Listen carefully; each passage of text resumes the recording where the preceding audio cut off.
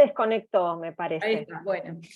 Esto que les decía, que se reinauguraron los ateneos clínicos en la Sociedad Argentina de Nutrición este año, mayormente con los grupos de trabajo, y lo que nos llenó de orgullo es que venga este ateneo de enfermedades raras de la mano de un grupo que nació hace poquito en la Sociedad Argentina de Nutrición, que es el de trastornos o errores congénitos del metabolismo. En nombre de la Sociedad Argentina de Nutrición, de Eva, de Victoria, que son la presidenta y la vicepresidenta de la SAN, yo soy Pilar Quevedo, soy coordinadora de los grupos de trabajo junto con Brian Cavenari, y vamos a darle comienzo a este ateneo. Voy a presentar a los disertantes, en primer lugar, a Santiago Rivera. Santi Rivera, además de ser colega y compañero del Hospital de Clínicas, es médico especialista en clínica médica y especialista universitario en nutrición en la Universidad de Buenos Aires. Es médico de planta del Hospital de Clínicas José de San Martín y docente adscripto de la Facultad de Medicina y flamante coordinador médico del consultorio de dislipidemias y errores congénitos del metabolismo del paciente adulto, que eso después lo vamos a charlar un poco en el debate. Y la doctora Natalia Presner es licenciada en nutrición y tiene un doctorado en la Universidad de Buenos Aires en nutrición. Es docente de grado y de posgrado en la cátedra de nutrición del Hospital de Clínicas José de San Martín en la Universidad de Buenos Aires. Es también nutricionista en la división nutrición del Hospital de Clínicas.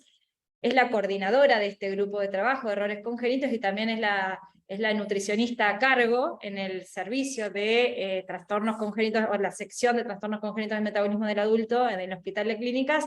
Es la nutri que acompaña a Santi Rivera. Así que con esto le vamos a dar comienzo al ateneo, este ateneo de manejo médico y nutricional de pacientes adultos con glucogenosis 1A, basados en un caso clínico.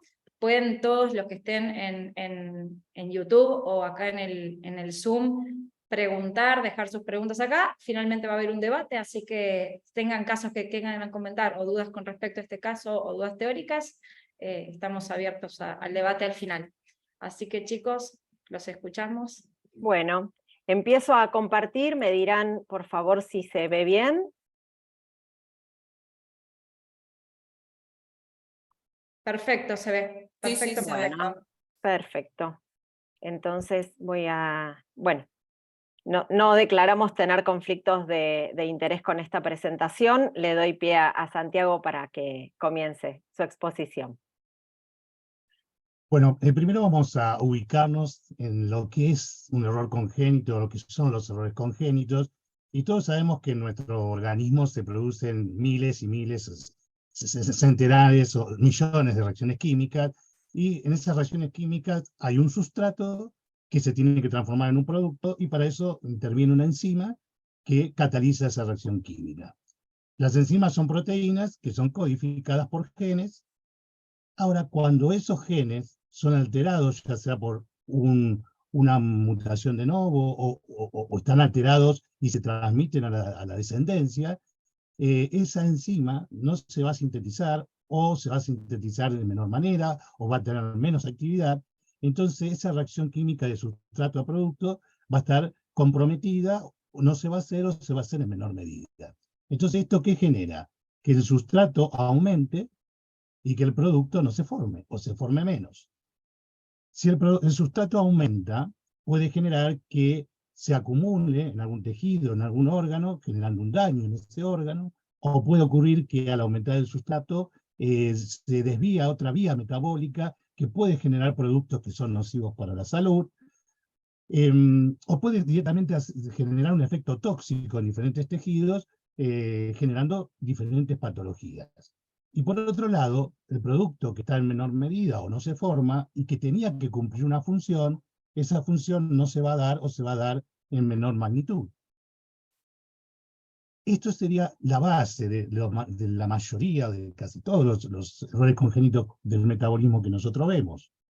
Ahora, el problema está instalado, ¿y qué podemos hacer para tratar de mejorar esto y que esa bendita reacción de sustrato a producto se normalice o alcance un nivel de alguien que es normal? Entonces, las herramientas terapéuticas que tenemos para esto, primero son las restricciones de nutrientes. de nutrientes naturales que los restringimos. ¿Para qué? Para dar menos sustrato. Y por otro lado, hay fórmulas alimenticias comerciales, ¿no?, que son elaboradas por la industria farmacéutica, donde aportan diferentes nutrientes, pero no aportan el sustrato que está aumentado. Se los llaman libres de un determinado sustrato, de una determinada componente o sustancia. Y por otro lado, estas fórmulas van a aportar el producto que está faltando o que se está formando en menor medida. Eso sería lo que más se utiliza, lo que se viene utilizando desde que aparecieron las herramientas terapéuticas para estos trastornos. Pero también contamos, al menos para algunas patologías, contamos de fármacos que lo que van a hacer es, por un lado, por ejemplo, desviar al sustrato a vías metabólicas que no sean agresivas, que no sean nocivas y que finalmente se pueda eliminar, o van a neutralizar al sustrato, que cuando está aumentado puede ser tóxico, entonces tiene una acción detoxificante. Y también, hablando de eliminar o de hacer una acción detoxificante, aparte de los fármacos, tenemos otros métodos terapéuticos, que serían, por ejemplo, la hemodiálisis o la plasmaféresis. Si avanzamos en el tipo de fármacos, lo hacemos algo más sofisticado, podemos contar con cofactores enzimáticos sintéticos, también elaborados por la industria farmacéutica. Recuerden que los cofactores lo que hacen es ayudar a la enzima para hacerla más activa. Entonces, si contamos con algo de enzima, si hay cierta actividad, pero que resulta insuficiente, con el cofactor enzimático específico podemos mejorar la acción de esa enzima y mejorar esta reacción sustrato-producto. Y si avanzamos en lo farmacéutico, una máxima expresión, por lo menos lo que tenemos hasta ahora, para muy poquitas patologías, pero están, es poder sintetizar la misma enzima que está faltando, que está inactiva, y con los anticuerpos monoclonales las llevamos a esa enzima sintética al tejido exacto donde tiene que actuar y que está faltando. Y con esto es como que llegamos casi a la normalidad, o sea, la reacción química se produce perfectamente, no se acumula el sustrato, se forma el producto ejerce su función, y está en un estado casi ideal, a no ser que tiene que estar administrándose de por vida la medicación. Pero la reacción química y las consecuencias de haber tenido una reacción no adecuada van a mejorar y van a minimizarse. Y también podemos considerar, ya fuera de lo farmacológico, que podemos mejorar la acción de la enzima directamente reemplazando el órgano donde la enzima no está funcionando. Y lo más común dentro de lo que es un trasplante, en estos errores congénitos del metabolismo, es hacer el trasplante hepático. Entonces no solamente estamos dando una enzima con un nuevo hígado, sino que también que el hígado, que en muchas patologías se altera, más allá de lo enzimático, a consecuencia de ese error enzimático, van a producirse alteraciones anatómicas y funcionales en el hígado, donde eso puede mejorar sin duda con el trasplante hepático. Todo esto que hacemos lleva, todo esto que contamos actualmente con esas herramientas, lleva a lograr una sobrevida de los pacientes, porque hasta hace no mucho tiempo estos pacientes morían de chicos, algunos llegaban a la adolescencia, a la adultez muy poco, y ahora son muchos los que llegan a la adultez, y ahí es a donde los tomamos nosotros, a partir de los 18 años, y a su vez, con todas estas herramientas, lo que se busca es evitar las descompensaciones agudas y minimizar o evitar las complicaciones crónicas. Y algo para adelantar interesante es que de toda esta gama de herramientas terapéuticas, de la patología que ahora vamos a ver, que es la glucogenosis 1A específicamente, la principal herramienta es lo que ahí se está señalando, que son las restricciones de los nutrientes. O sea, se limitan nutrientes naturales, y los nutrientes naturales se dan de otra forma, comparado con la forma que tenemos de usarlo en una persona normal. Y con eso logramos grandes beneficios, ¿no? Así que ahora, siguiente, ya entramos a empezar a definir lo que son las enfermedades por depósito de glucógeno. Ahí tienen la sigla en inglés, GSD, que expresa enfermedades por depósito de glucógeno, o como comúnmente la llamamos nosotros, glucogenosis. Estas glucogenosis son desórdenes metabólicos congénitos de la vía del glucógeno, que tienen una prevalencia que el número varía de acuerdo a la fuente bibliográfica que busquemos, pero la mayoría coincide que se da un caso cada 20.000 a 25.000 recién nacidos vivos, ¿no? De todas las glucogenosis, no específicamente la que vamos a ver ahora, es menos, porque estamos abarcando todas las glucogenosis, ¿no? Imagínense un estadio nuevo de River, ¿no? Para los que son de River, que nombre River se van a poner contentos, el estadio nuevo de River que puede alojar hasta 85.000, 88.000 espectadores, imagine 85.000 bebitos recién nacidos, de todos esos puede haber 3 o 4. Así que por eso es baja la prevalencia, y por eso se llama a todo este grupo de errores congénitos enfermedades raras, que podían ser un poquito menos raras si la investigáramos mejor, ¿no? Bien. En estas enfermedades, en la glucogenosis, hay excesivo almacenamiento intracelular de glucógeno, que se puede dar en el músculo, en el hígado, en el corazón, y en otros tejidos también, y esto es debido a diferentes deficiencias enzimáticas en toda la vía de degradación del glucógeno, y a lo largo de la vía glucogenolítica. Se considera que existen más de 15 tipos de glucogenosis y que se categorizan principalmente por el tejido que está especialmente involucrado, o sea, donde especialmente falta la enzima o no actúa debidamente. Entonces así tenemos aquellos que afectan principalmente al hígado, y entre ellos está la glucogenosis tipo 1, que es la que vamos a ver en especial, y están otras que afectan principalmente al músculo, que son la 2, la 5, la 7, y pueden afectar hay casos que afectan tanto al músculo como al hígado.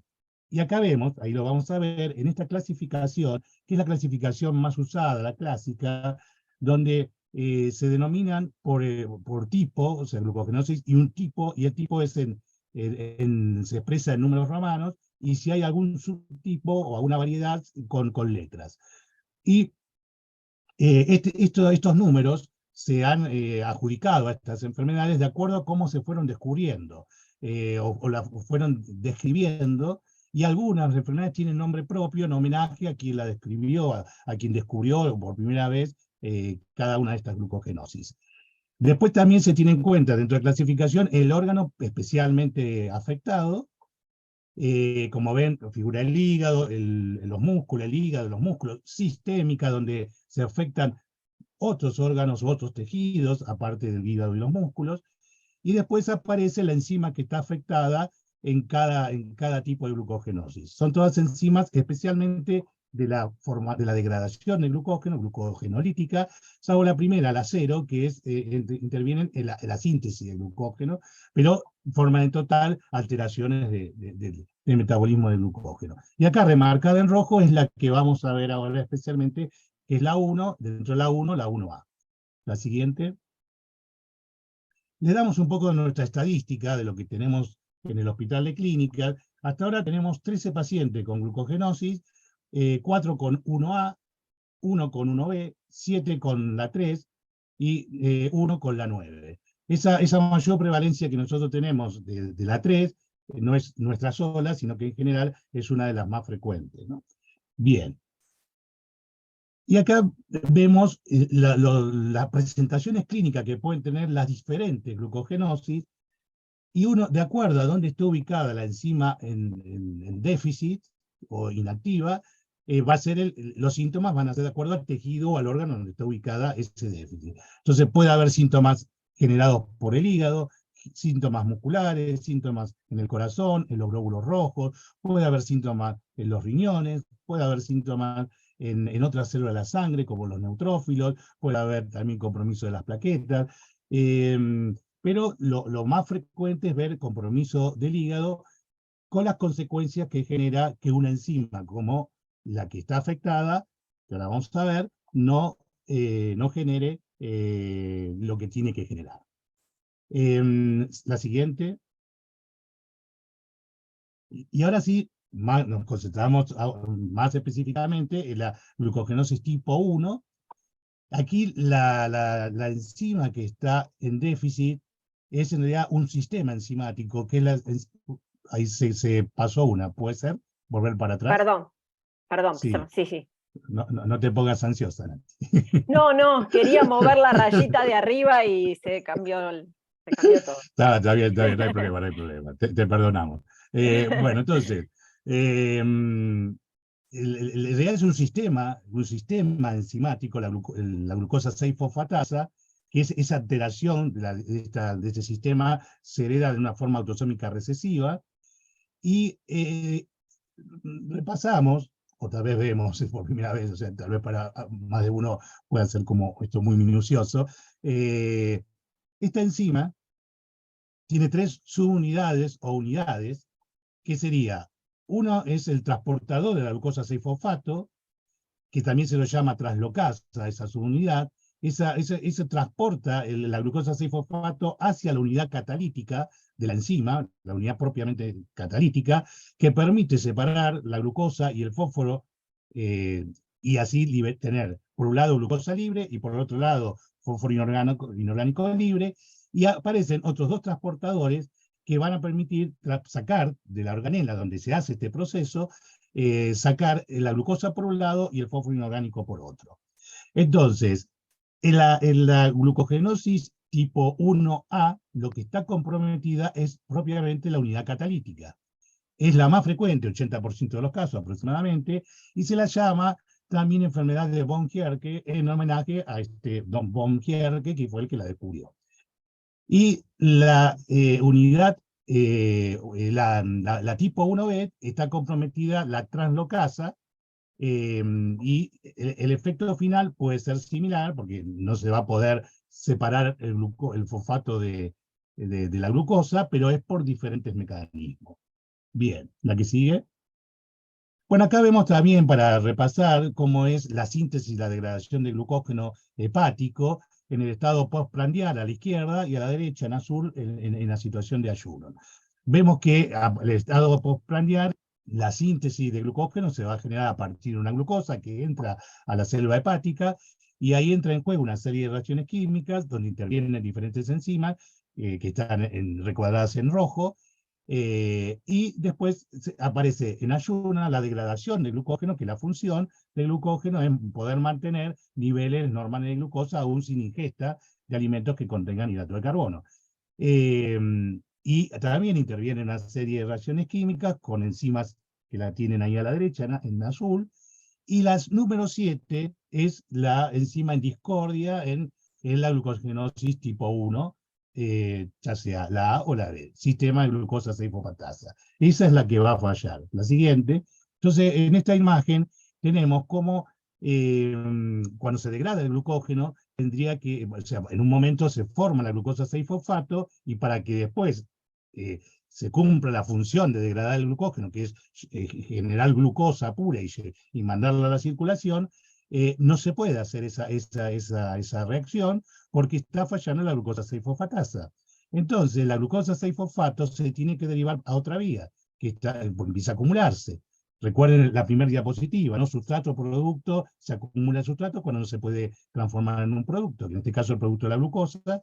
Entonces la glucosa 6-fosfato empieza a aumentar y empieza a cargar esta vía glucolítica, a transformar piruvato por un lado. El piruvato va a dar lactato, que empieza a aumentar, y parte del piruvato va a entrar al ciclo de Krebs en forma de acetil-CoA, pero se va a sobrecargar el ciclo de Krebs, entonces se va a seguir acumulando acetil-CoA, y eso va a formar ácidos grasos libres, finalmente llevan a mayor triglicéridos y colesterol, y por otro lado se va a formar más ácido úrico, que después Natalia lo va a explicar con más detalle.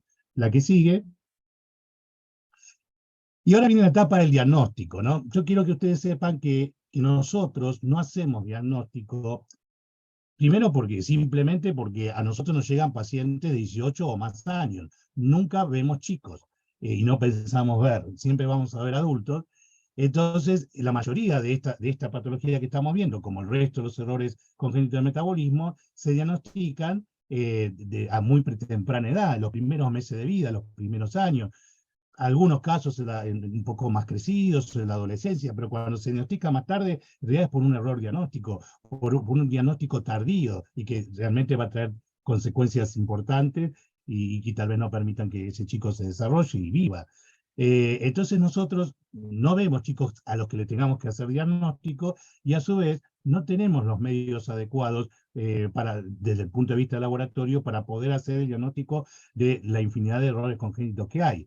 En el caso este de la glucogenosis tipo 1A, no se necesita de laboratorio demasiada sofisticación, pero para otros cuadros sí. Entonces, realmente no tenemos experiencia en lo que es diagnóstico. Estamos cada vez más adquiriendo experiencia en lo que es tratamiento del adulto y al menos tratar de no arruinar lo bien que hicieron los pediatras, ¿no? Esa sería como uno Que no es de las poco. consignas, Sí. que no es poco, ¿no? Bueno, entonces, lo que se hace cuando se sospecha una glucogenosis tipo 1 y cuando la sospechamos en un niñito, en un chiquito que hace hipoglucemia, que es el que entra en acidosis, que tiene acidosis láctica, cuando se estudia qué tipo de acidosis es, tiene cifras elevadas de colesterol, principalmente de triglicéridos, y también le sube el ácido úrico. Entonces, este combo de alteraciones hacen sospechar que el paciente puede tener una glucosinosis tipo 1A, y entonces ahí, como método diagnóstico, usamos una carga oral de glucosa, y la respuesta que uno espera en lo que se sospechaba una tipo 1A es que en estos pacientes que naturalmente tienden a tener valores bajos de glucosa y el lactato aumentado basalmente, cuando se hace la carga de glucosa, baja sube la glucemia y baja el lactato. Ya con eso es como que hicimos el diagnóstico, o al menos los que hacen el diagnóstico lo hicieron, y puede haber otra respuesta de esta sobrecarga de glucosa. No me voy a poner en este tema, pero según otras respuestas vamos a ir diagnosticando otro tipo de glucogenosis, y en algún momento hay que hacer el llamado test de glucagón postprandial, una inyección de glucagón, y con eso permite establecer otro tipo de glucogenosis. Ahora, en la que estamos viendo que la tipo 1A no está aconsejado el test de glucagón, porque la respuesta que podría generar el glucagón en un glucógeno que no se va a degradar adecuadamente sería escaso o nulo en el aumento de la glucemia, y por otro lado, podría aumentar los niveles de lactato, lo cual sería perjudicial para el chico. Así que el test de glucagón no se utilizaría. Y lo que sí se hace para continuar el diagnóstico y llegar al diagnóstico definitivo es poder hacer una biopsia hepática. Entonces, de esta manera, con la biopsia se puede, tomando el tejido hepático en la biopsia, se puede medir la actividad de la glucosa 6-fosfatasa en el hígado, y se puede ver alteraciones del hígado incipientes, apenas, o sea, que recién empiezan, que son alteraciones anatómicas que se ve con la biopsia y que serían hepatocitos con balonización, porque se depositan ellos glucógeno y también grasa, y al principio sin fibrosis marcada, cuando recién empieza. Con la evolución de la enfermedad, sin tratamiento adecuado, la fibrosis seguramente se va a instalar y va a traer sus consecuencias. Y finalmente, el estudio no incruento, no agresivo, que es sacar sangre y bueno, o tomar otra célula del organismo para poder hacer, hacer determinaciones de mutaciones genéticas. Entonces se establece ahí la presencia de genes que codifican esa enzima, que son varios los que intervienen en la codificación de ese sistema, y si está presente esa mutación, esa alteración, eso pone la firma, el sello de que se trata de una glucosinosis tipo 1A. Bien, pero lo digo a título informativo, pero no lo hacemos nosotros habitualmente. Y ahora le doy paso a Natalia.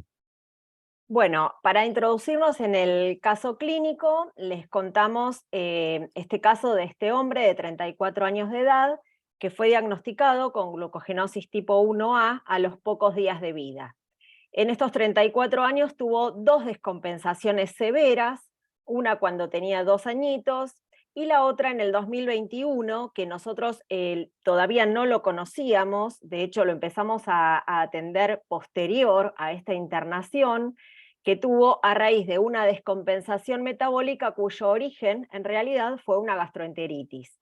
Él ingresó con hipoglucemias, con hiperlactacidemia, entró en un estado de coma y requirió asistencia respiratoria mecánica.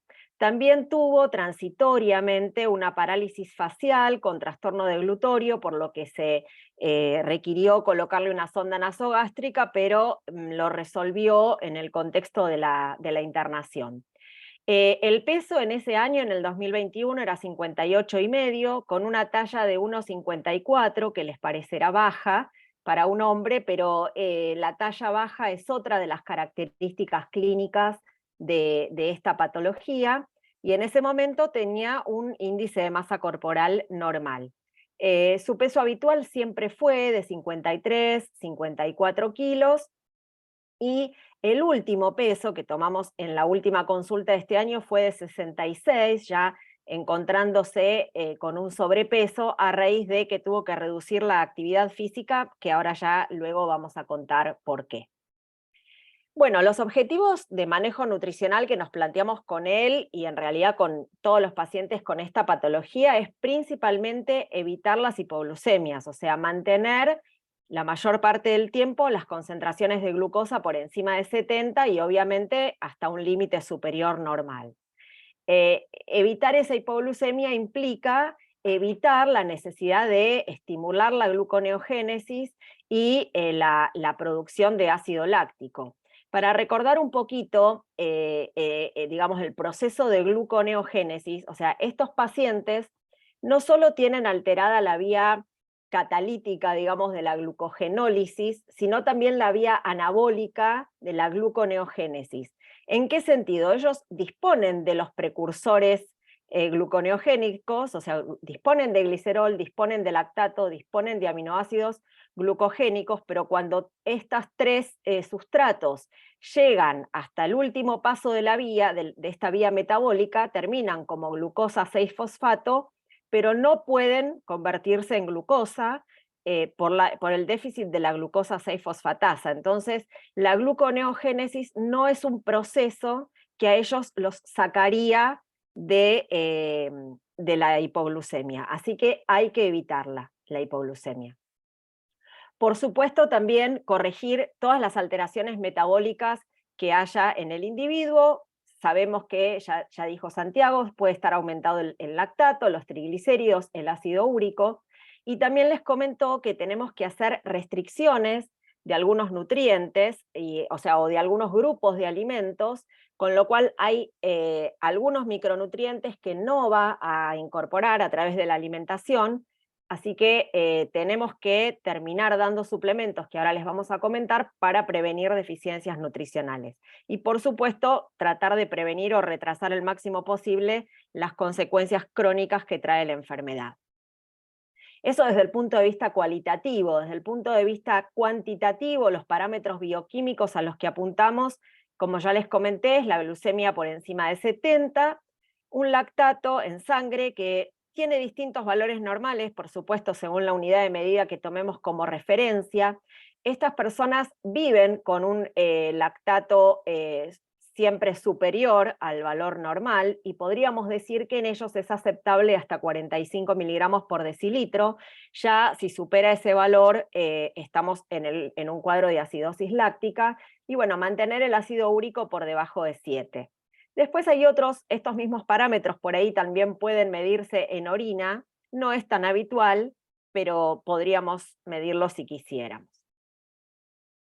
Desde el punto de vista de la prescripción dietoterápica, bueno, por supuesto el valor calórico total en todos los pacientes va a depender del requerimiento calórico que tengan, pero lo que quiero hacer hincapié es en algunos puntos. Fíjense qué disarmónica que podemos clasificar esta distribución de macronutrientes, porque en general la proporción que viene de hidratos de carbono es entre el 60 y el 70% de ese valor calórico total. Yo diría más bien más cerca del 70%, y más allá de lo cuantitativo, desde el punto de vista cualitativo, ahora les voy a explicar por qué, se debe evitar la ingesta de galactosa y por lo tanto su disacárido correspondiente, que es la lactosa.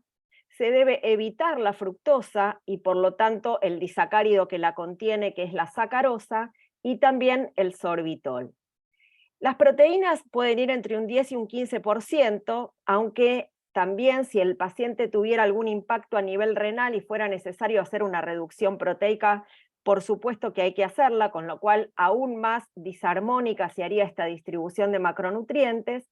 Y con respecto a los lípidos, es entre un 20 y un 30%, pero nuevamente, si hubiera hipertrigliceridemia severa, tal vez habría que reducirlo a menos del 15%, y aún más disarmónica todavía sería.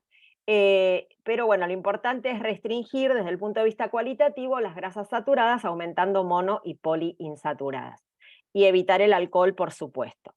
Otra característica, y creo que es lo que distingue el aspecto nutricional de esta patología, más allá del fraccionamiento de la alimentación, que cuando hablamos de fraccionamiento es las 4 comidas del día, que se distribuyen obviamente en determinados horarios durante el día, va a intercalarse con tomas de almidón de maíz crudo, que es por ahí lo propio y lo novedoso de esta patología, que se va a dar en tomas diurnas y tomas nocturnas. Ese almidón de maíz crudo se va a distribuir en cada 4 o 6 horas, y esa frecuencia con la cual se debe ingerir el almidón de maíz crudo va a depender de la tolerancia al ayuno que tenga cada persona, que es absolutamente individual. Y desde el punto de vista de vitaminas y minerales, como les venimos comentando, a raíz de restricciones de ciertos grupos de alimentos y que puede haber deficiencia de vitamina C o vitamina D o calcio, tienen que indicarse suplementos. Hablando específicamente de los hidratos de carbono, y para detallar un poquito más lo que les decía recién en la prescripción, bueno, como les dije, ¿no? Pueden llegar a ser hasta el 70% del valor calórico total, porque dentro de ese 70% va a estar incluido la ingesta de almidón de maíz crudo, que es absolutamente necesario y es indicación dietoterápica para estos pacientes. No pueden no consumirlo. Entonces, esa necesidad de almidón de maíz crudo se contempla dentro del porcentaje asignado a los hidratos de carbono, con un aporte calórico que va de 3,8, casi 4 kilocalorías por gramo. A raíz de que ya el aporte de hidratos de carbono va a estar prácticamente cubierto con el aporte de almidón de maíz crudo, la idea es sugerirle a los pacientes que traten de evitar ingestas excesivas de hidratos de carbono provenientes de alimentos en sus comidas principales, porque esto, bueno, fomentaría una mayor reserva de glucógeno, facilitaría la ganancia de peso y anormalidades de laboratorio. Entonces, se les trata de sugerir a los pacientes, a pesar de todas las restricciones de alimentos que ya tienen, que ahora vamos a ver, que traten de no superar los 15 gramos de hidratos de carbono en sus comidas principales, y si quisieran consumir una colación, que traten de no superar los 5 gramos de hidratos, ambos provenientes de alimentos comunes. Lo más importante también, más allá de la cantidad, es la calidad, o sea, tenemos que sugerir que sean o hidratos de carbono de bajo índice glucémico, o lograr con la mezcla de alimentos el bajo índice glucémico, porque un alto índice glucémico generaría en un paciente que no tiene ningún problema endocrinológico, digamos, ni de secreción pancreática de insulina, un rápido aumento de la glucemia, por lo tanto una excesiva liberación de insulina que puede generarle hipoglucemias. ¿Y por qué tenemos que restringir galactosa y el disacárido que la contiene, y fructosa y el disacárido que la contiene, y todos los alimentos que contengan estos dos monosacáridos? Porque si los damos, ahora les voy a mostrar la vía, puede haber acumulación de glucógeno, de ácido láctico y de ácido úrico. O sea, cuando nosotros consumimos galactosa o fructosa, necesariamente para convertirse en glucosa 6-fosfato y de ahí en glucosa, necesitamos fósforo, ¿sí? Para galactosa 1-fosfato y para fructosa 1-fosfato. Entonces, al dar mucha galactosa o al dar mucha fructosa, y necesitar, digamos, ese fosfato, necesitamos que el ATP pase a ADP y este a AMP, o sea, que se degraden las bases nitrogenadas, y esto hace aumentar el ácido úrico. Entonces, en la ingesta de galactosa y de fructosa generaría un aumento del ácido úrico. Por otro lado, supongamos que lleguen a convertirse en glucosa 6-fosfato. Bueno, puede o esta glucosa 6-fosfato, si estamos en un momento anabólico, aumentar las reservas de glucógeno, o si estamos en un momento catabólico, entrar a la vía glucolítica, terminar convirtiéndose en piruvato y puede aumentar los niveles de lactato. Entonces, por eso es la indicación de restringir galactosa y fructosa también en estos pacientes. Acá hay un pequeño pantallazo de lo que serían, no los voy a leer uno por uno, los alimentos no permitidos y los permitidos, pero dentro de los no permitidos, por supuesto, desde el momento que tenemos que evitar la galactosa y la lactosa, todos los lácteos que contengan lactosa no van a estar permitidos, tampoco las legumbres por el alto contenido en galactosa, y desde el momento que tenemos que limitar la fructosa, por supuesto que las frutas no están permitidas, algunos vegetales con alto contenido en fructosa tampoco, y todos los alimentos que contengan azúcar, por supuesto que tampoco. Los que sí van a estar permitidos son los quesos seleccionados, no solo por no tener lactosa, sino también en cuanto al contenido graso, que también hay que vigilar, carnes magras, huevos, pastas secas, en realidad con el recaudo de no exagerar en la cantidad para no aumentar la ingesta de hidratos de carbono provenientes de alimentos, bueno, aceites, edulcorantes sin fructosa ni sorbitol y preferentemente agua como líquido. Pero como ustedes ven acá, para no limitar en exceso la ingesta de vegetales, lo que se suele hacer es sugerir cuáles son los que pueden consumir en más cantidad y con mayor frecuencia, porque tienen menor contenido de fructosa en forma porcentual, y cuáles son aquellos que hay que limitar un poquito más la cantidad o la frecuencia porque tienen un poquito más de fructosa. O sea que, como ustedes pueden ver, es bastante limitada las opciones de variedad de alimentos que les podemos ofrecer. Unas palabritas con respecto al almidón de maíz crudo, que es esto que es tan característico de la dietoterapia de esta patología. Viene siendo usado en el tratamiento de estas enfermedades desde el año 80, a raíz de que, bueno, como sabemos, es un polisacárido, tiene una estructura molecular compleja, lo cual hace que su digestión sea lenta y que su fase absortiva sea prolongada. Entonces esto permite que haya una fuente sostenida de glucosa a lo largo de un largo periodo de tiempo. Ahora, esa tolerancia de cuánto tiempo la persona tolera ayunos entre una ingesta de almidón de maíz crudo y la siguiente es absolutamente individual. En función de esa tolerancia, se van programando las tomas de almidón de maíz crudo durante el día, intercalándolas con las comidas y las colaciones de alimentos, digamos, normales, y se agregan necesariamente tomas nocturnas, también dependiendo de la tolerancia del paciente. Hay distintas formas de calcular la dosis en niños, en lo cual no nos metemos porque, bueno, ya Santiago comentó, nosotros niños no atendemos, pero en adultos, en general, la dosis de almidón de maíz crudo se calcula en 10 a 15 gramos de glucosa por hora. Y se va a ir ajustando, dependiendo obviamente de con qué glucemia llega antes de tomar la siguiente toma de almidón de maíz crudo, cómo vienen siendo sus resultados de lactato, de triglicéridos, cómo viene su peso, la actividad física. Y bueno, si hubiera que aumentar la dosis, hay que hacerlo gradualmente por todos los efectos gastrointestinales que tiene. ¿Cómo se consume este almidón de maíz crudo? Que en realidad, bueno, para quienes no estamos acostumbrados a consumir almidón de maíz crudo, no podemos ni imaginar que tenemos que tomarlo, ¿no? Estos chicos en realidad, como están acostumbrados a hacerlo desde que son niños, no es un obstáculo para ellos consumirlo. Lo importante es la dosis, medir cada dosis en una balanza graduada o en una balanza digital, sobre todo si hay una indicación de cambio de dosis o si hay un cambio de medida casera con el cual se establece esa dosis, hay que chequear para asegurarnos que el paciente en cada toma está tomando lo que necesita. Se mezcla con agua preferentemente, no se deben usar bebidas ácidas porque eso degradaría el almidón y no permitiría una prolongación de ese efecto, o sea, reduciría su efectividad.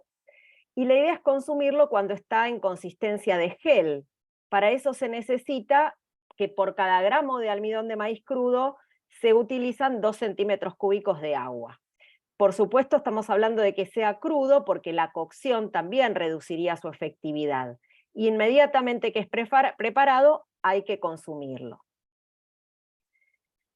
Bueno, también les mencionábamos los de suplementos de vitaminas y minerales. Se imaginarán que, bueno, siempre tenemos que velar porque se cumplan las dosis de ingestas de referencias de vitaminas y minerales, pero en este caso, la restricción de frutas limita la cobertura de la vitamina C a partir de alimentos naturales.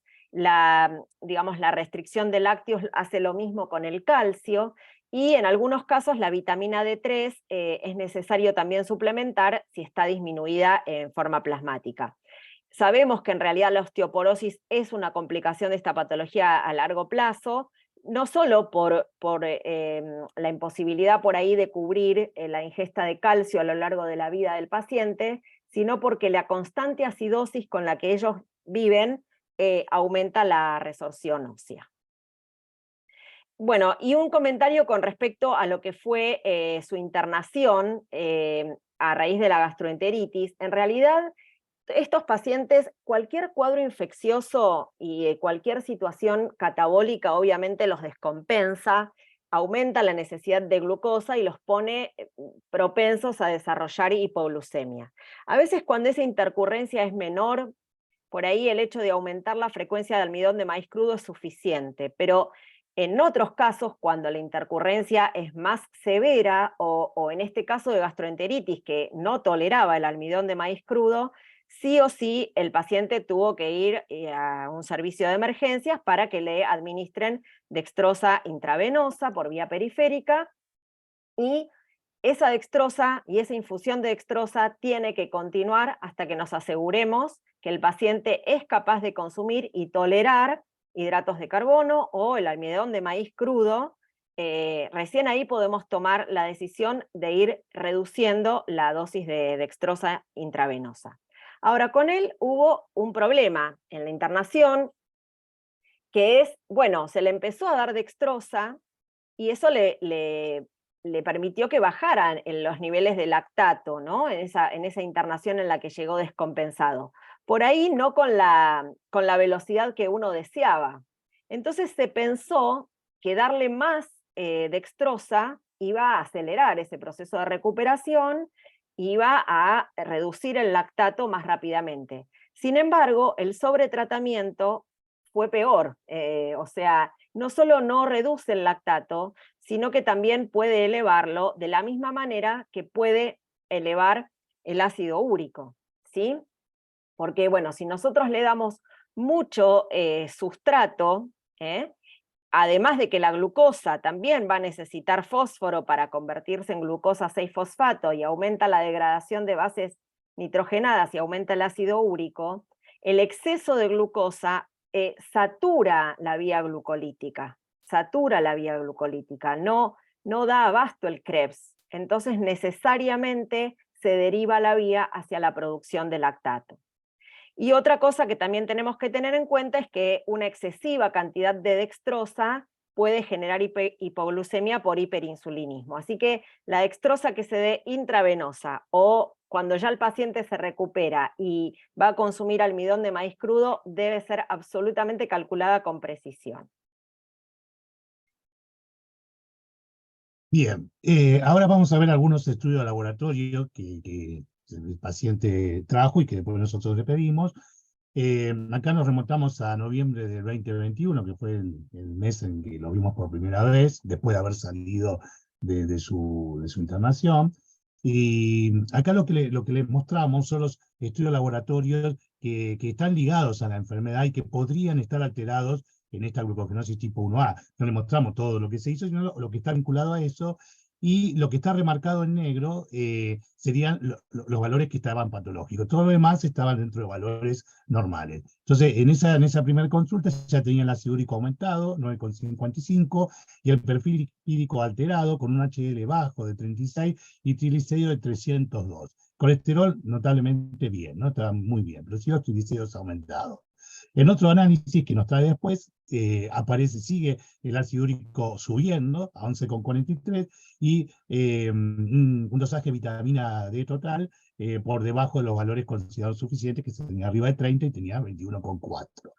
Acá le indicaron, un poco le indicaron y no le indicamos nosotros, porque este paciente tenía también un clínico que lo iba siguiendo después de la internación, entonces compartíamos un poco el seguimiento y el tratamiento, entonces ya vino medicado con allopurinol, que de hecho está muy bien para mejorar los valores de ácido úrico, y también le dieron vitamina D3 y un complejo vitamínico, vitaminas y minerales, como para aporte como había dicho Natalia, que puede haber déficit de micronutrientes por el déficit de alimentos que tiene que incorporar menos, ¿no? De alimentos naturales.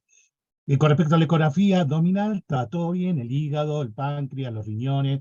Esto es algo que se pide rutinariamente por los compromisos que pueda haber en la anatomía del hígado y también de los riñones.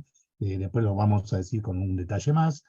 Seguimos con el laboratorio, ya en marzo del 22, al comienzo del año pasado. También vemos los resultados, donde había, por su monitoreo glucémico, había tenido un episodio de hipoglucemia leve, que no le trajo consecuencias, la glucemia en el laboratorio estaba normal. Aumentaron un poco las transaminasas, ¿no? Levemente, pero bueno, sepan que puede verse aumento de transaminasas en estos cuadros, y el perfil lipídico seguía alterado y había aumentado más los triglicéridos, entonces ahí nosotros le indicamos fenofibrato micronizado, 200 miligramos día, que es específico para mejorar el nivel de triglicéridos. Después lo volvemos a ver en julio. El perfil lipídico seguía alterado, tendiendo a mejorar los triglicéridos, pero todavía no estaba lejos de un valor óptimo. Entonces en ese momento le cambiamos el fenofibrato micronizado por ácido fenofíbrico, 135 miligramos día, por dos motivos. Por un lado, porque hay pacientes que responden mejor al fenofibrato micronizado y otros al fenofíbrico. En realidad la explicación no la tendría, pero la práctica demuestra eso.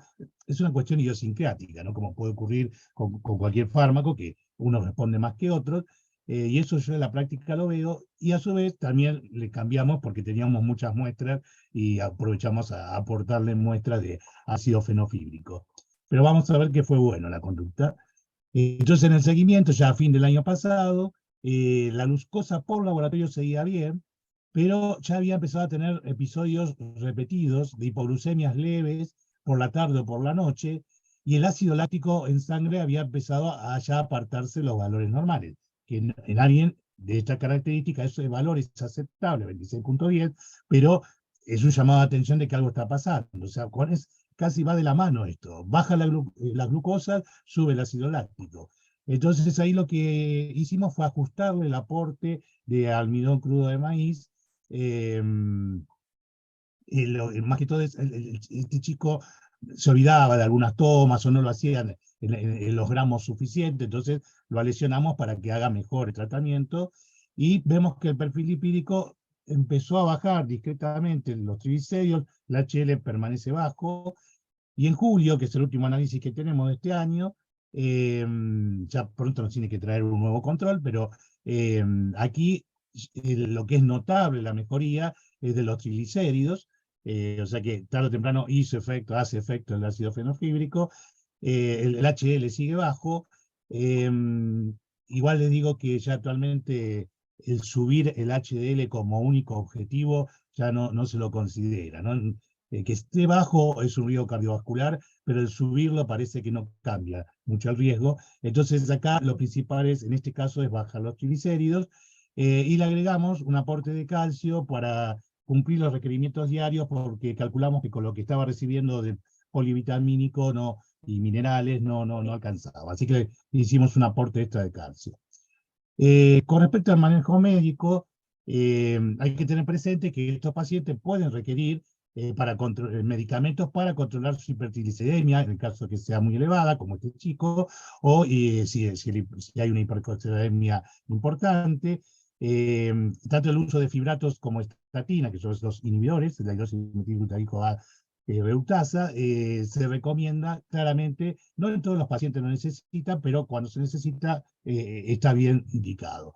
Muchos pacientes que desarrollan hiperuricemia deben ser tratados con allopurinol, como en este caso.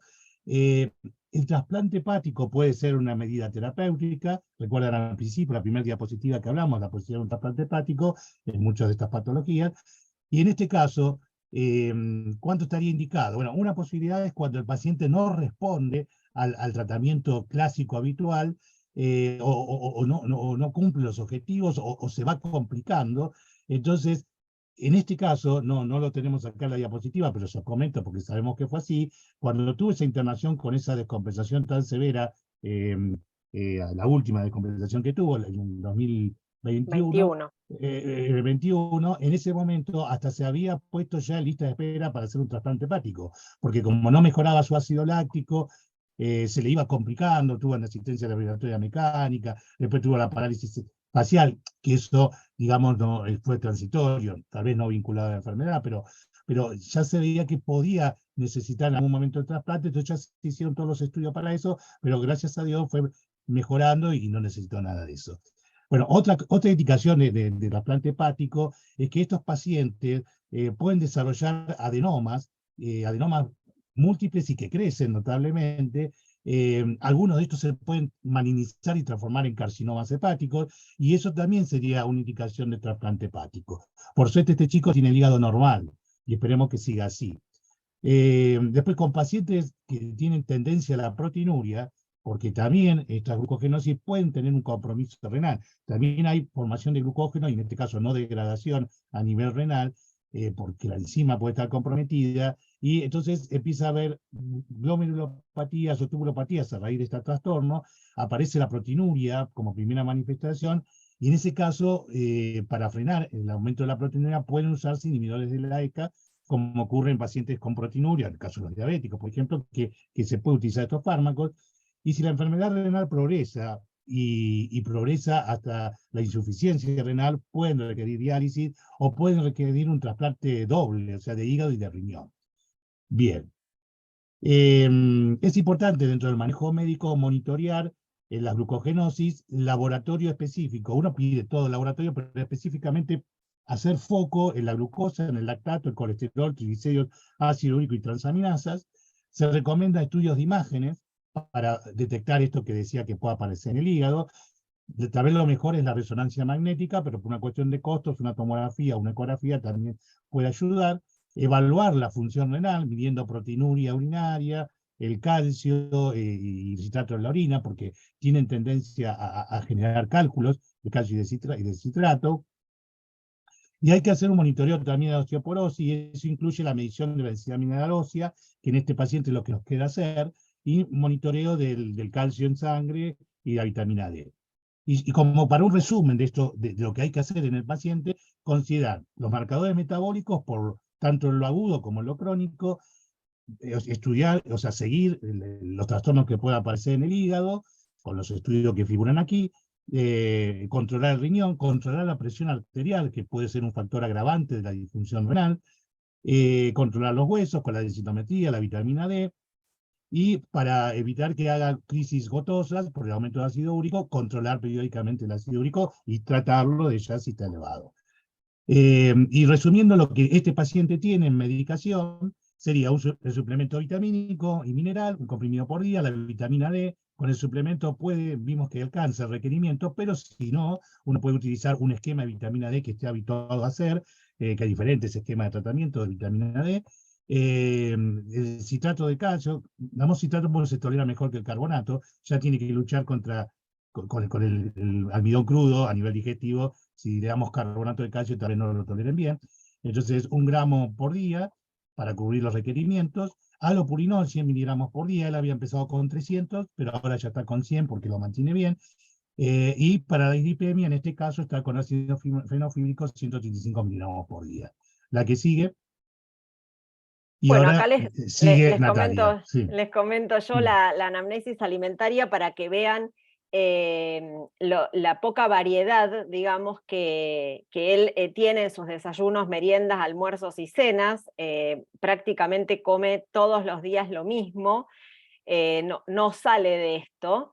Y lo que sí es característico es que él toma 6 veces por día almidón de maíz crudo, o sea, cada 4 horas, porque es la tolerancia al ayuno que tiene, toma 60 gramos en cada oportunidad, lo cual a partir, digamos, está tomando 360 gramos de almidón de maíz crudo por día, lo cual le aporta 1400 calorías solo del almidón de maíz crudo.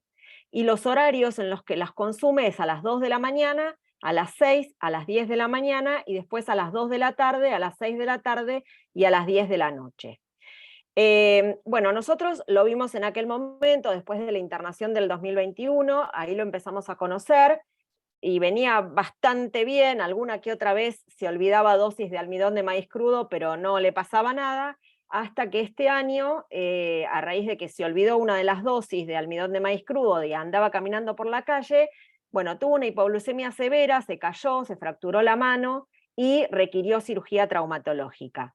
Lo cual implica que, por supuesto, que a todo el mundo se lo interna antes de hacer la cirugía, unas horitas antes, pero en este caso había que tener ciertas precauciones, porque a él le dijeron que tenía que ir con 8 horas de ayuno, y por supuesto que él no puede ir con 8 horas de ayuno. Entonces, Santiago le dio una hoja con las indicaciones para el paciente y también para la clínica en donde se hizo la cirugía de mano, para que consumiera la dosis de almidón de maíz crudo que 6 horas antes de la cirugía, y después, desde 4 horas antes de la cirugía, la idea era que comenzaran con la infusión intravenosa de dextrosa, y que esa infusión durara 10 horas, o sea, 4 horas antes de la intervención, las 2 horas previstas para la intervención y 4 horas posteriores, de tal manera que recibiera 150 gramos de dextrosa a lo largo de esas 10 horas, con el cálculo de las 15 gramos que él necesita por hora.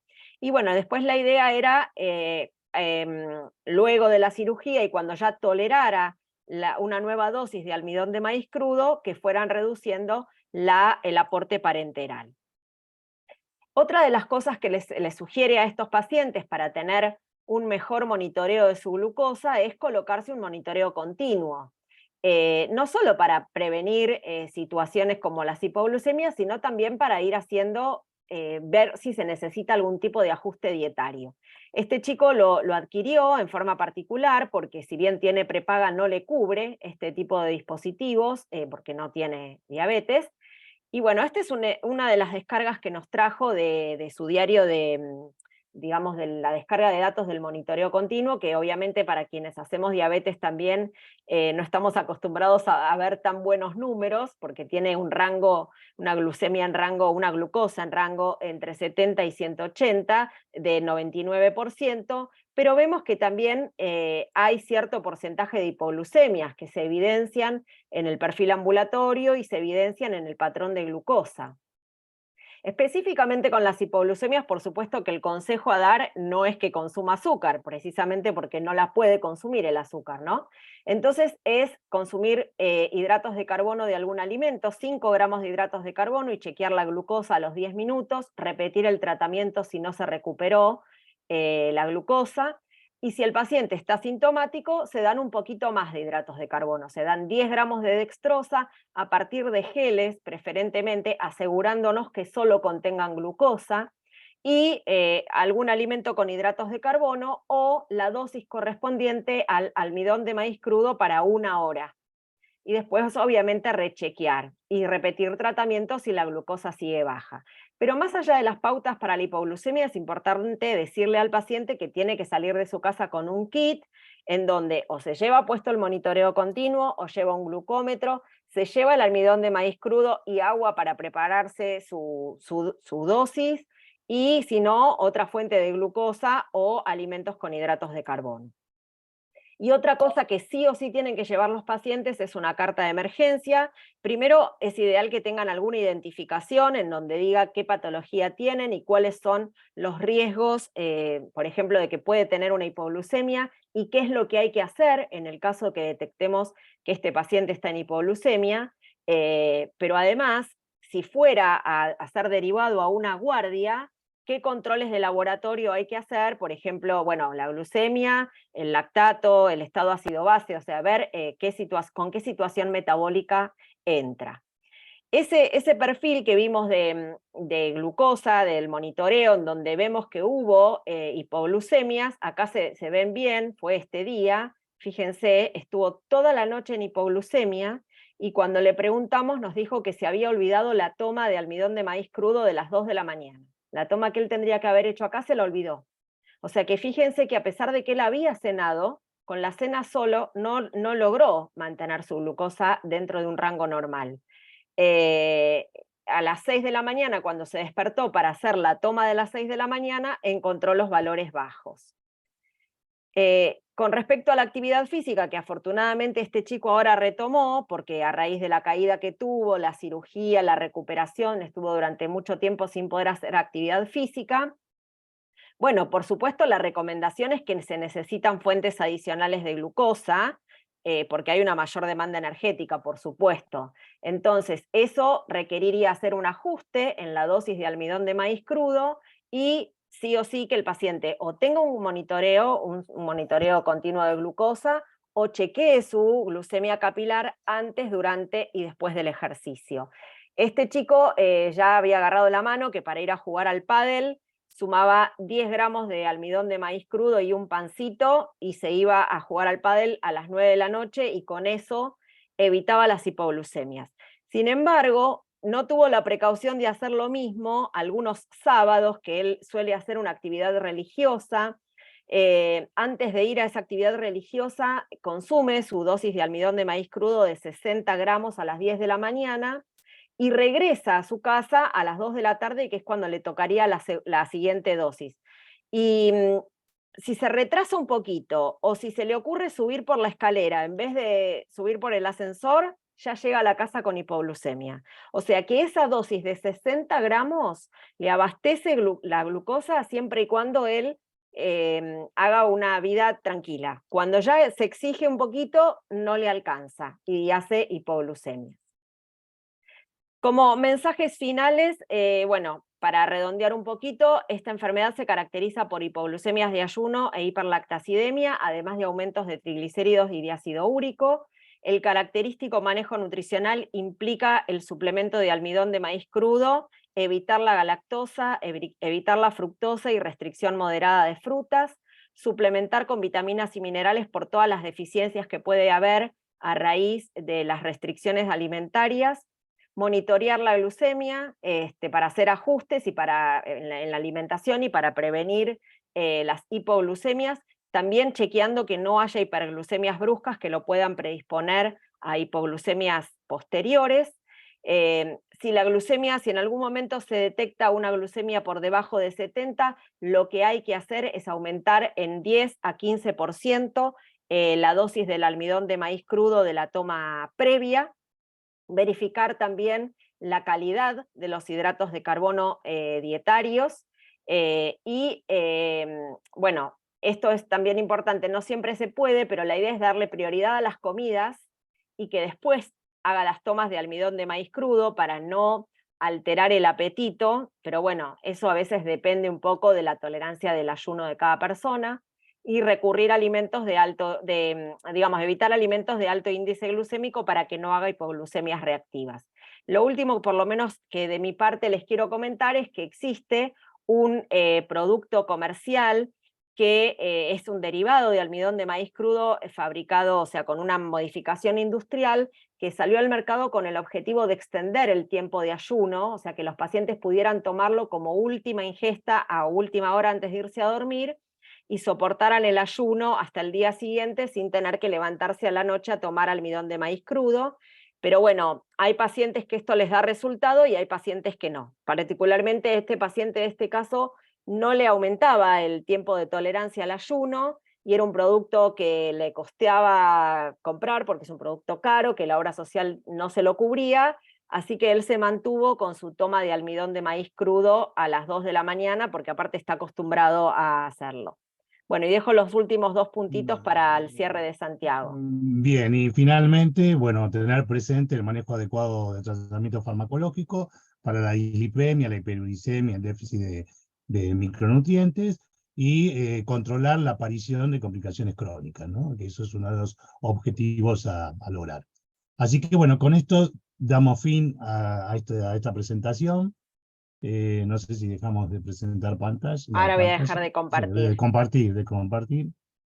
Excelente, Bueno, chicos. mira, habrán visto que, notarán que si atender, o sea, cuidar y autocuidarse de un diabético, especialmente tipo 1, es complejo, esta no se queda atrás, esta patología, ¿no? Requiere mucha dedicación por parte médica y nutricional y por parte del paciente, ¿no? Así que, bien. Felicitaciones, la verdad que abre capítulos enormes. Primero, lo complejo de las vías metabólicas digamos, para salir airoso y sobrevivir a todo lo que hace el cuerpo humano, ¿no? Pero primero felicitarlos, acá en el chat están apareciendo las gracias y las felicitaciones. Si hay preguntas, obviamente, de los chicos, este chico ha tenido la suerte, que creo que un poco lo vamos a hablar ahora, Santi Nati, de sobrevivir a la infancia con esta enfermedad, porque parte de todo esto, que es de donde se gesta, y quiero que también hablen de esto, el servicio de trastornos congénitos en un adulto, es que el Hospital de Clínicas empezó a recibir los sobrevivientes del Garrahan, ¿no? Así Entonces, fue, sí, Así sí, es. sí. Sí, esto empezó, bueno, ya que está, después de todo caso, si hay una pregunta la aclaramos, pero esto empezó porque a partir de una disposición del gobierno de la ciudad, en la cual no se podían atender chicos después de los 18 años en los hospitales pediátricos, vislumbraron este futuro en el Garrahan y se adelantaron a esto. Entonces empezaron a, como yo digo, a querer evangelizar, a ver si alguien se enganchaba con esta patología. Vinieron a clínicas, como hicieron en otros hospitales, nos dieron un ateneo sobre así general, sobre errores congénitos, y de alguna manera nos enganchamos Natalia y yo, ¿no?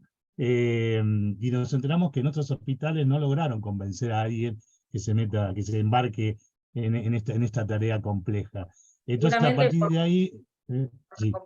complejidad, ¿no? Sí. Seguramente por la complejidad, por la demanda que tienen estos chicos de tener, o sea, aunque sea un contacto de emergencia, o sea, el médico súper, hiper especialista en esto.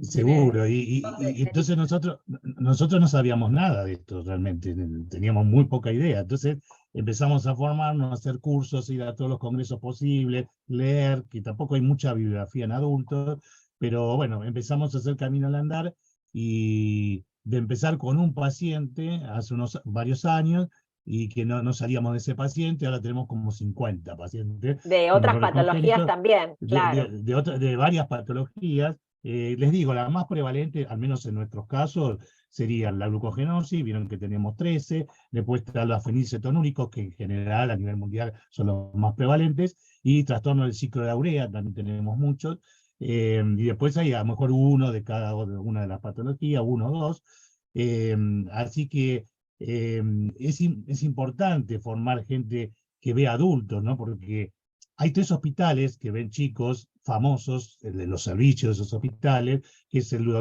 Sol Ludovica de La Plata, el Garrahan y el Hospital de Niños de acá de Capital, ¿no? Del gobierno de la ciudad. Nosotros tenemos claramente el mayor vínculo, casi el 90 y pico % de nuestros pacientes vienen del Garrahan cuando crecen, y hemos empezado a hacer la transición, aprender a lo que era la transición, porque hasta no hace mucho no había transición, porque cuando estos chicos, primero que no vivían mucho, y cuando los que vivían, los seguían viendo en los hospitales pediátricos. Pero a raíz de esta disposición de que no podían seguir atendiéndose, es ahí que empezó a ampliarse el espectro de gente que se dedicara a esto. Bueno, entonces estamos nosotros dos, y hemos decidido elaborar con todos los pediatras, o parte de ellos, que se dedican a errores congénitos, un documento de la transición de los errores congénitos de la niñez a la adultez, que pronto va a ser publicado en la revista de la SAL. Ya salió. En el Ya último salió. número. Sí, Ya sí, salió en el último. Entonces, ahí lo pueden ver, que es como sentar las bases de lo que del futuro de esto. Y por ahora, lo que nosotros notamos es que hay muy poca gente, por no decir nadie, que se dedique, Hay poco. que Acá hay tenga, preguntas. Mirá, claro, esto o sea, a despertó nivel, el interés porque sí, hay sí, preguntas. sí, Hay sí, preguntas sí, sí, que por lo menos sí. uno ya Ya va viendo. A ver, Mercedes Vilotti dice, muy Sí, interesante la sí, temática, muchas sí, gracias. Me gustaría sí, saber si el almidón de maíz crudo sí. debe consumirse solo, Nati, o Mm. puede adicionársele algo para mejorar la aceptación del paciente. Después hay otra pregunta Sí, más. bueno, a ver, primero que los pacientes están reacostumbrados a tomarlo. O sea, nunca mencionan como una dificultad o como, bueno, que intolerancia o desagrado al tomarlo porque lo hacen desde que son niños, entonces es parte de su rutina. Pero si quisieran mezclarlo con algo, tiene que ser alguna bebida saborizada, supongamos, que no tenga ninguna sustancia ácida, ¿sí? Y por supuesto que no tenga azúcar. O sea que Mm. se han comercializado en algún momento algunos saborizantes como con gusto a fruta, digamos, pero que no tenían fructosa y no tenían azúcar, era como para mejorar la tolerancia o la aceptabilidad de quienes no lo toleran, pero les terminaba resultando más feo el saborizante que tomar el almidón de maíz crudo como lo estaban acostumbrados a tomar. Súper Además, adaptados. son personas que no tienen ningún tipo de deseo de consumir cosas dulces, afortunadamente, es como que el mismo organismo rechaza los dulces, lo mismo que pasa con la fructosemia, que es otro error congénito del metabolismo. Entonces, no se desesperan por consumir cosas con sabor dulce. Súper. Y saben Y que otra, también, sí, no, sí, no, sí, quería sí, Nati. contar una cosita de una vez que Sí, nos sí. contó un chico que fue a bailar Yo me estaba y se acordando. llevó, ¿se acuerda Sí, de eso, sí, Doc? sí, Se llevó el sí. almidón de maíz crudo en una cajita.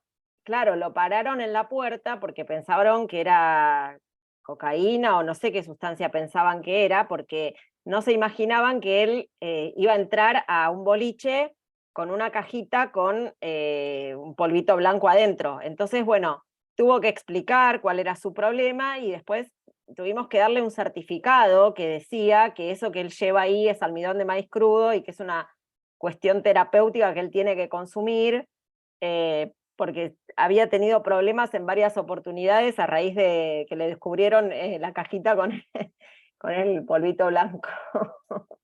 Claro, y esto es como, es un detalle que ver que a lo mejor los pediatras que ven chiquitos o adolescentes, tal vez esta vivencia no la tienen, porque, bueno, ahora van a bailar cada vez más temprano, pero digamos, esto de que tenga un problema en un boliche bailable es bien de adulto, digamos. Entonces, son cosas que se van incorporando y no están escritas en ningún lado, uno la aprende sobre la marcha, ¿no? Y otra cosa con respecto al sabor, no solamente el almidón de maíz puede ser un problema, pero que como dice Natalia, están acostumbrados, esas fórmulas alimenticias que yo le comenté al principio, que se usan, que lo que están Para libres, otras sin sustratos, patologías, para sí. otras patologías, libres de sustratos, si la prueban son horribles. Y sin embargo ellos, como Sí. la consumen desde chiquitito, la tienen tan incorporada que ya están habituados. Entonces no es un problema, eso no es una limitante en general para los tratamientos. Bien. Clarísimo.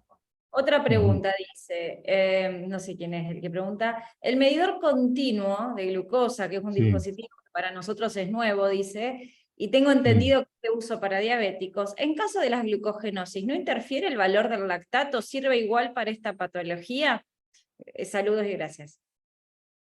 Sí, en realidad está recomendado en la guía cualquier monitor de continuo de glucosa, que es incluso hasta más práctico que hacerse los automonitoreos.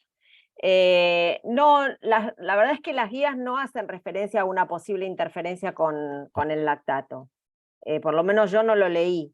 Está la posibilidad de este monitoreo o puede ser un otro que se comercializa ahora en Argentina, porque este que el chico tiene es intermitente, o sea que se ve el valor cuando se escanea únicamente, o si no, hay otro nuevo que es a tiempo real, que va permanentemente mirando el celular, cuando mira el celular ya sabe el valor de glucosa que tiene. Cualquiera de los dos es válido, hay uno que tiene alarmas, el otro que no, el que pueda comprar él es válido, pero la idea tampoco es que necesitamos el valor exacto de glucosa. Lo que importa de esos sistemas de monitoreo son las flechas de tendencia. Entonces, el hecho de que aparezca una flecha de tendencia en descenso digamos, así medio inclinada o vertical absolutamente para abajo, ya tiene que poner en alerta al paciente que está próximo a, o le está bajando la glucosa, digamos, y que tiene que tomar alguna medida para evitar la hipoglucemia. Más allá del valor, lo importante es la flecha de tendencia para tomar conductas correctivas.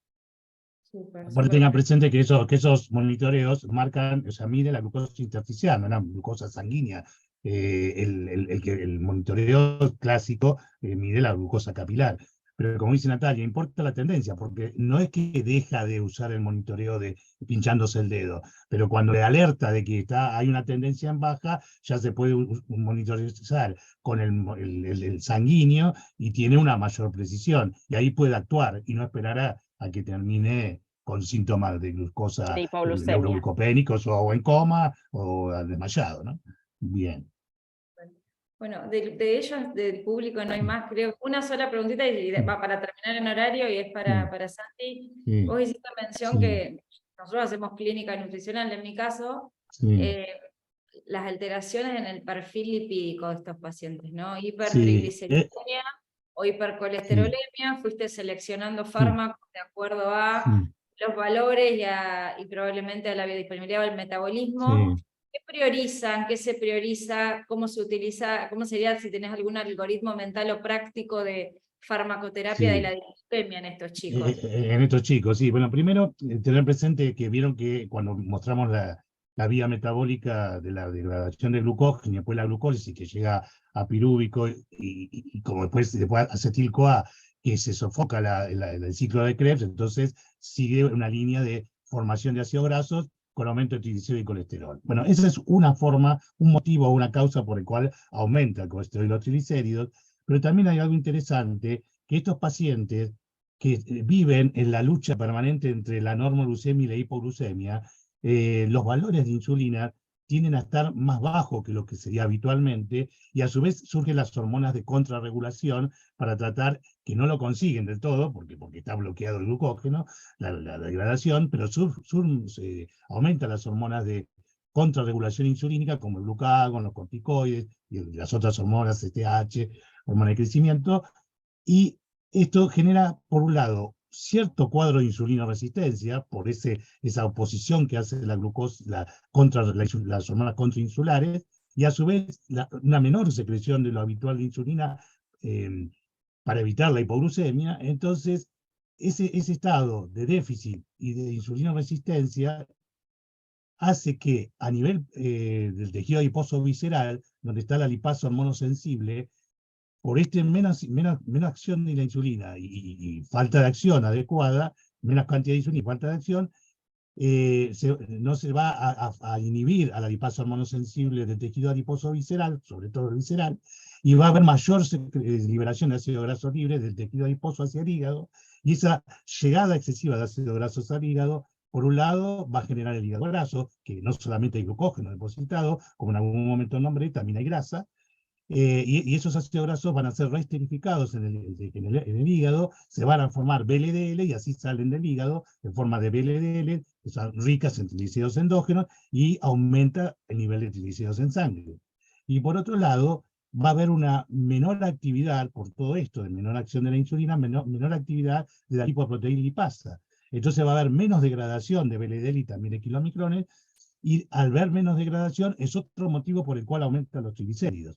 Entonces, lo que va a predominar en estos pacientes es principalmente el aumento de triglicéridos por estos mecanismos, que variará a qué nivel llegan, pero pueden llegar a valores mayores de 500, y al estar cerca de 500 o más altos, empezaría el riesgo de tener una pancreatitis aguda.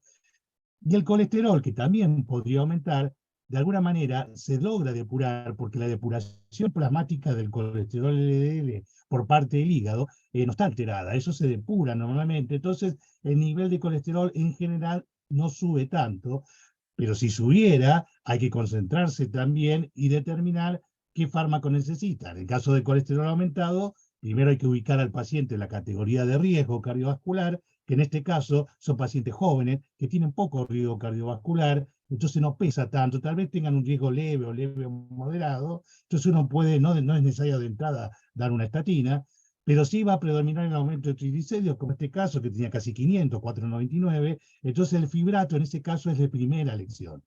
A nivel cardiovascular, la primera elección son las estatinas, pero cuando hablamos de un riesgo de una pancreatitis, la primera elección es un fibrato. Por eso es lo que más utilizaríamos en estos casos. No sé si te redondea. No, por esto, viste que a veces están los dos valores alterados, decís qué priorizo o qué jerarquizo, y es real que en estos pacientes en el global el riesgo cardiovascular es bajo, o salvo que tenga algún antecedente de peso no vinculado a la glucogenosis, digo. Claro, por eso, si después tendría algún otro factor, si este muchacho de 34 años fuera fumador y a su vez el papá hubiera tenido un infarto a los 50 años, bueno, ahí ya, entonces es otra situación. No, pero entra en otro capítulo cardiovascular. Claro, en este caso, más vinculado a la enfermedad de base es la hipertrigliceridemia, y tampoco hay que esperar a 500 para darle un fibrato. No, Ya conviene medicarlo antes, porque como son tan lábiles, hoy tiene 300 de triglicéridos y dentro de un mes tiene 700. Entonces, conviene estar frenándolo, y como logramos hasta ahora al menos con este paciente, ¿no? Excelente. Bien. Excelente la exposición. No sé si Bueno, creo gracias, que no veo más preguntas en el chat. Por mi parte, agradecerles a los dos la preparación de este caso, que aparte es un chico que hemos tenido en alguna circunstancia u otra, los tres de pacientes. Recordarle que obviamente esto va a quedar grabado en la página de la SAN de YouTube, y que está el grupo recientemente conformado con los dos, con Natalia y con Santiago, de trastornos congénitos del metabolismo, que cualquier duda se pueden acercar, si tienen pacientes, si tienen alguna inquietud académica, ya sea desde la Sociedad Argentina de Nutrición o desde el Hospital de Clínicas, está esto como para justamente acompañar a estos pacientes tan complejos. Así que muchísimas gracias en nombre de Eva, que se está con mala comunicación, de Victoria, de la Comisión Directiva de la Sociedad, y nos vemos ya en el próximo Ateneo, en un mes. Bueno, gracias por la invitación. Bueno, muchas gracias. Sí. Muchas gracias, y bueno, esperemos después poder más adelante presentar otra patología que pueda ser interesante. Claro que sí. Bueno, los dejo. Bueno, gracias. Bueno, hasta luego. Chao, suerte. Chao.